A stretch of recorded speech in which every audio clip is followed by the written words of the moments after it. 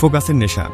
কারো যদি ফোকাসের নেশা হয় তাহলে সে জীবনে যা চাইবে তাই পাবে, ঠিক সাব্বির নামের এই ছেলেটির মতো।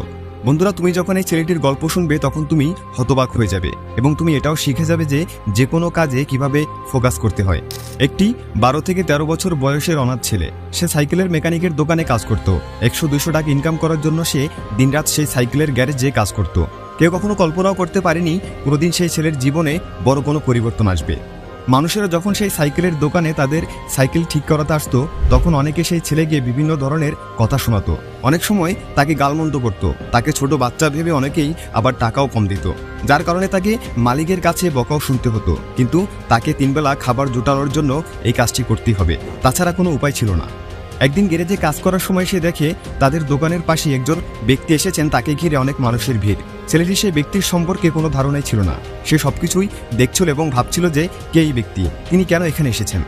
সে শুধু তাকিয়ে তাকিয়ে সবকিছু দেখছিল এবং দেখার সাথে সাথে একটা জিনিস খুব ভালোভাবে উপলব্ধি করছিল, আশেপাশের মানুষেরা সবাই সেই বিজ্ঞ ব্যক্তির প্রতি অনেক সম্মান প্রদর্শন করছে, এমনকি কেউ তার সামনে বেশি কথাও বলছে না, সবাই তাকে স্যার স্যার বলে কথা বলছিল।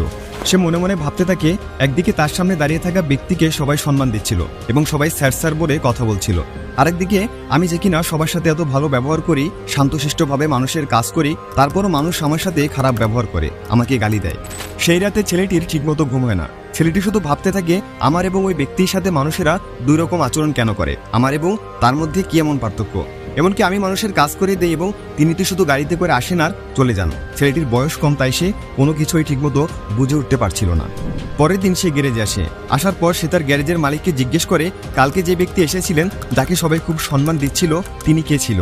তার গ্যারেজের মালিক তাকে বলে, তুই এত কিছু জেনে কি করবি। তারপরেও ছেলেটি আবার তাকে জিজ্ঞেস করে। তখন তার গ্যারেজের মালিক তাকে বলে, কালকে যিনি এসেছিলেন তিনি হলেন একজন ম্যাজিস্ট্রেট, তিনি এসেছিলেন একটি নতুন স্কুল উদ্বোধন করার জন্য। তখন ছেলেটি আবার জিজ্ঞেস করে, ম্যাজিস্ট্রেট হতে হলে কি করতে হয়। তখন গ্যারেজের মালিক তাকে বলে, ম্যাজিস্ট্রেট হওয়ার জন্য অনেক পড়ালেখা করতে হয়, অনেক পরিশ্রম করতে হয়, যদি মানুষের মতো ফোকাস করতে হয়। এই কথাটি শোনার পর কথাগুলো ছেলেটির হৃদয়ে গেঁথে যায়। সে সন্ধ্যায় বাড়িতে যাওয়ার পর অর্ধেক রাত পর্যন্ত ভাবতে থাকে সে কিভাবে তার বর্তমান জীবন থেকে সেই ম্যাজিস্ট্রেটের জীবনে পৌঁছাতে পারবে। সে ভাবতে থাকে যেভাবেই হোক তার জীবনকে পরিবর্তন করতেই হবে। ছেলেটি টাকা বাঁচানো শুরু করে, খেয়ে না খেয়ে টাকা বাঁচিয়ে সে বই কিনে পড়ালেখা শুরু করে। সে একটা সরকারি স্কুলে ভর্তি হয়, দিনের বেলা স্কুলে পড়ালেখা করে এবং রাতে দোকানে কাজ করে। তার জীবনের লক্ষ্য তার মাথায় গেঁথে গিয়েছিল, যেভাবেই হোক তাকে ম্যাজিস্ট্রেট হতেই হবে। এখন তার বয়স 27 বছর হয়ে গেছে। বিগত 14 থেকে 15 বছর তার মাথায় শুধু একটাই ফোকাস ছিল যে তাকে একদিন ম্যাজিস্ট্রেট হতেই হবে। সে শুধু এই সময়ের অপেক্ষায় ছিল যে কোনোভাবে সে যেন শুধু তার গ্র্যাজুয়েশনটা শেষ করতে পারে, তারপরেই সে বিসিএস পরীক্ষা অংশগ্রহণ করার যোগ্যতা অর্জন করতে পারবে। তারপর তার কাছে শুধুমাত্র 1 বছর সময় ছিল বিসিএস প্রিপারেশন নেওয়ার জন্য। ছেলেটি কাজ করে অনেকটা টাকা জমা করেছিল, যেন 1 বছর কোনো কাজ না করলেও সে অনায়াসে কাটিয়ে দিতে পারে। আগামী 10 থেকে 12 মাস সময় সে তার ম্যাজিস্ট্রেট হওয়ার স্বপ্ন পূরণের জন্য দিতে চায়। তারপর প্রথম মাসে সে অনেক পড়ালেখা করে, দিনরাত পড়তে থাকে। সে শুধুমাত্র 2 বেলা খাবার খায় আর বাকিটা সময় পড়ালেখা করতে থাকে। সবসময় সে তার বই খাতা নিয়ে পড়ে থাকতো। পরীক্ষার সময় যতই কাছে আসতে থাকে সে পড়ালেখায় তত বেশি সময় দিতে থাকে। এভাবেই প্রায় 8 মাস পার হয়ে যায়। একদিন রাতে সে যখন পড়ালেখা শেষ করে ঘুমানোর প্রস্তুতি নিচ্ছিল, হঠাৎ তখন তার মাথা ঘুরে আসে এবং সে অজ্ঞান হয়ে মাটিতে পড়ে যায়। তার মতো গরিব ছেলেকে সেখানে দেখার মতো কেউ ছিল না। 1-2 ঘন্টা পর যখন তার জ্ঞান ফিরে আসে তখন নিজেকে সামলাতে গিয়ে দেখে সে মাটিতে পড়ে আছে। ছেলেটি ভাবে হয়তো খাওয়া দাওয়া কম করার ফলে তার এরকম হয়েছে। তার অল্প কিছু খাবার ছিল, সেটা খেতে শুরু করে। 1-2 বার মুখে খাবার দেওয়ার পরে সে বমি করতে শুরু করে। সারা রাত সে বমি করতে থাকে। সেই রাতে কোনো মতে কিছুক্ষণ ঘুমানোর পরে পরের দিন সকালে যখন তার ঘুম ভাঙে তখন তার পেট ব্যথা করতে শুরু করে। কিন্তু সে বিষয়টা এড়িয়ে চলে এবং আবার সে প্রতিদিনের মতো নিজের কাজ আর পড়ালেখায় মনোযোগ দেয়। দিন পেরিয়ে সন্ধ্যা হয়ে গেছে, এখনো তার পেটে ব্যথা আছে। তাই সে বাইরের ওষুধের দোকান থেকে কিছু ওষুধ নিয়ে আসে এবং কিছু খাবার খেয়ে ওষুধগুলো খেয়ে আবার পড়ালেখা শুরু করে। পরের দিন 7 থেকে 8 ঘন্টা পড়ালেখা করার পর সে কিছুটা স্বস্তি পায়। তারপর সে একটু সন্ধ্যায় বাইরে হাঁটতে বের হয়। ধীরে ধীরে এভাবেই সময় পার হচ্ছিল। পরীক্ষার আর মাত্র 1 মাস বাকি। এই সময়ের জন্য সে 14 থেকে 15 বছর অপেক্ষা করেছে। হঠাৎ আবার একদিন তার পেট ব্যথা শুরু হয়। এবার তার পেট এতটাই ব্যথা করতে শুরু করে যা সে সহ্য করতে পারে না। তাই তার মন না চাইলেও ডাক্তারের কাছে যেতে হয়। সে যখন ডাক্তারের কাছে যায়, ডাক্তার তাকে কিছু টেস্ট করতে বলে। সে ওই টেস্ট করার পর এটা জানতে পারে যে তার কিডনিতে পাথর হয়েছে। এই কথা শোনার পর তার অনেক বড় ঝটকা লাগে। ডাক্তার তাকে বলে তুমি অপারেশন করাতে পারো অথবা আমি কিছু ওষুধ দিচ্ছি এগুলো খেতে পারো। ওষুধ খেয়ে তোমার ভাগ্য যদি ভালো হয় তাহলে তোমার কিডনির পাথর গলে যেতে পারে, কিন্তু যদি অপারেশন না করাও তাহলে তোমার এই ব্যথা সহ্য করতেই থাকতে হবে। সে ভাবতে থাকে আমি অপারেশন করার টাকা কিভাবে জোগাড় করব। আমার কাছে তো অপারেশন করার মতো এত টাকা নেই। যা কিছু টাকা জমিয়েছি তা যদি অপারেশন করার পেছনেও খরচ করি তাও অপারেশন করার জন্য আমার টাকা কম পড়ে যাবে। তাহলে আগামী 1 মাস আমি কি খাবো, পরীক্ষা কিভাবে দিব? এইসব কথা ভেবে সে কিছু ওষুধ নিয়ে বাড়িতে ফিরে আসে। সে সৃষ্টিকর্তার কাছে শুধু এটাই দোয়া করতে থাকে অন্তত আর 1টি মাস তার যেন কোনো সমস্যা না হয়, যেন সে পড়ালেখাটা ঠিকমতো চালিয়ে যেতে পারে। কিন্তু সৃষ্টিকর্তা তার জন্য হয়তো অন্য কিছুই ভেবে রেখেছিল। কয়েকদিন পরপরই তার পেট ব্যথা হয়। বিশেষ করে সে যখন খাওয়া দাওয়া করতো তখন তার পেট বেশি ব্যথা করতো। কিন্তু সে তো খাওয়া দাওয়া ছেড়ে দিতে পারবে না, না খেলে শরীর চলবে কিভাবে? গত কয়েক মাসে সে যথেষ্ট পড়ে নিয়েছে, তাই এখন শুধু তাকে রিভিশন দিতে হবে। সে পড়ালেখা চালিয়ে যেতে থাকে, পড়ালেখার পাশাপাশি সে তার পেট ব্যথাও সহ্য করতে থাকে। পরীক্ষার আর মাত্র 7 দিন বাকি। সে তার যথাসাধ্য পড়ালেখা করেছে।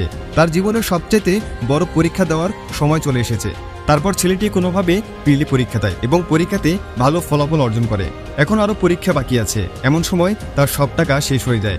বাড়ির ভাড়া না দিতে পারায় সে বাড়ির মালিক তাকে বাড়ি থেকে বের করে দেয়। অনেক ভাবনা চিন্তা করার পর সে তার একটি বন্ধুর বাড়িতে আশ্রয় নেয়। এখন তাকে লিখিত পরীক্ষা দিতে হবে। পরীক্ষার আগের রাতে হঠাৎ বিদ্যুৎ চলে যায়। কালকে তো তাকে পরীক্ষা দিতে হবে। পরীক্ষার আগের রাতে সে যদি পড়ালেখা না করে তাহলে তো ভালো রেজাল্ট হবে না। সে যদি পড়ালেখা না করে ঘুমিয়ে যায় তাহলে এত বছরের কঠোর পরিশ্রম সব বিফলে যাবে। ছেলেটি বাড়ির বাইরে রাস্তার পাশে একটি সোলার ল্যাম্প দেখতে পায়। সে সেই সোলার ল্যাম্পের নিচে বই নিয়ে পড়া শুরু করে। রাস্তা দিয়ে একের পর এক গাড়ি যাচ্ছিল, কিন্তু তার ফোকাস শুধুমাত্র তার বইয়ের দিকে ছিল। সে কোনো দিকে না তাকিয়ে শুধুমাত্র পড়াতেই মনোযোগ দেয়। পড়তে পড়তে সে রাস্তার ধারে কখন ঘুমিয়ে গেছে নিজেও জানে না। সকালে যখন ঘুম ভাঙে তখন দেখে সে রাস্তার ধারে ঘুমিয়ে আছে। তাড়াতাড়ি সেখান থেকে উঠে সে বন্ধুর বাড়িতে যায়, যেখানে সে কয়েকদিনের জন্য আশ্রয় নিয়েছিল। দ্রুত ফ্রেশ হয়ে নাস্তা করে সে পরীক্ষা দেওয়ার উদ্দেশ্যে রওনা দেয়। পরীক্ষার কেন্দ্রে পৌঁছানোর পর সেখানে পরীক্ষার্থীদের ভিড় দেখে কিছুটা নার্ভাস হয়ে পড়ে। শেষ পর্যন্ত সেই শুভ সময় চলে আসে যে সময়ের জন্য সে এত কঠোর পরিশ্রম করেছিল। লিখিত পরীক্ষা শুরু হয়। কোশ্চেন পেপার দেখার পর তার মধ্যে অন্য পরীক্ষার্থীদের মতো কোনো ভয় ছিল না। সে খুব আরামের সাথে সব পরীক্ষা ভালোভাবে শেষ করে। পরীক্ষা শেষ করে সন্ধ্যায় বাসা যাওয়ার পর সে ভাবতে থাকে আজকে যে সে ভালো পরীক্ষা দিল সবকিছু তার বনবাসের ফলাফল। সে যদি 1টি বছর বনবাসে থাকার মতো ঘর বন্দী হয়ে না থাকতো, পড়ালেখায় মনোযোগ না দিত, তাহলে সে এত ভালো পরীক্ষা দিতে পারত না। সে এখন মনে মনে শুধু 2টি প্রার্থনাই করতে থাকে। সে যেন ভাইভাতে ভালো করতে পারে এবং কিডনিতে পাথরের জন্য যে ব্যথা তা যেন আর কিছু মাস সমস্যা না করে। দেখতে দেখতে এভাবেই সময় পার হতে থাকে। ভাইবা দিতে যাওয়ার ঠিক আগের দিন তার পেটে অসহ্য ব্যথা শুরু হয়। তার পেটের ব্যথা নিয়ে সারাত কাঁদতে থাকে। পরের দিন সকালে সে কোনো মতে পরীক্ষার সেন্টারে গিয়ে পৌঁছায়। ততক্ষণে তার পেটের ব্যথা আরও অনেক বেশি বেড়ে গেছে। ভাইবা দিতে গিয়ে সে অনেক নার্ভাস হয়ে পড়ে। তার পেটের ব্যথা এতটাই বেড়ে গিয়েছিল যে সে সোজা হয়ে ভালোভাবে বসতেও পারছিল না।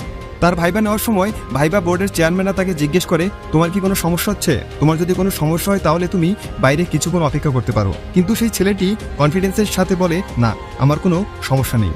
তার ফোকাস 1% ছিল তার পেটের ব্যথার দিকে এবং 99% ছিল তার ভাইবার দিকে। সে খুব ভালোভাবে মনোযোগের সাথে তার ভাইবা শেষ করে এবং ভাইবা শেষ হলে সরাসরি ডাক্তারের কাছে যায় এবং সেখানে চিকিৎসা গ্রহণ করে।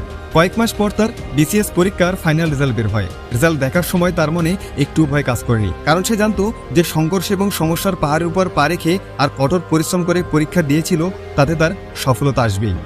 আজকে তার স্বপ্ন সত্যি হয়ে গেছে। সে এখন আর সাধারণ কোনো মানুষ নয়, সে একজন ম্যাজিস্ট্রেট। পরবর্তীতে তাকে একটি ইন্টারভিউতে ডাকা হয়। সেই ইন্টারভিউতে তার সফলতার পেছনের গল্প শুনে সবাই অবাক হয়ে যায়। সবাই শুধু এটাই ভাবতে থাকে একটা মানুষ তার স্বপ্নের প্রতি এতটা ফোকাস কিভাবে করতে পারে। তিনি আরও একটি ইন্টারভিউতে বলেন, যতই সমস্যা হোক, যতই কষ্ট হোক, এমনকি মৃত্যুর মুখোমুখি দাঁড়িয়েও তোমার ফোকাস যদি তোমার লক্ষ্য থেকে না সরে যায়, তাহলে পৃথিবী নিজেই তোমাকে তোমার লক্ষ্যে পৌঁছে দেবে। আমি আমার কষ্টের দিনে কখনই আমার কষ্টের দিকে মনোযোগ দিইনি। আমার মনোযোগ এবং ফোকাস শুধু একটাই ছিল, আমাকে আমার লক্ষ্যে পৌঁছাতে হবে। ফোকাস করার প্রতি আমার নেশা এতটাই হয়ে গেছিল যে বই থেকে আমার মনোযোগ কখনোই কোনো কারণে বিনষ্ট হয়নি।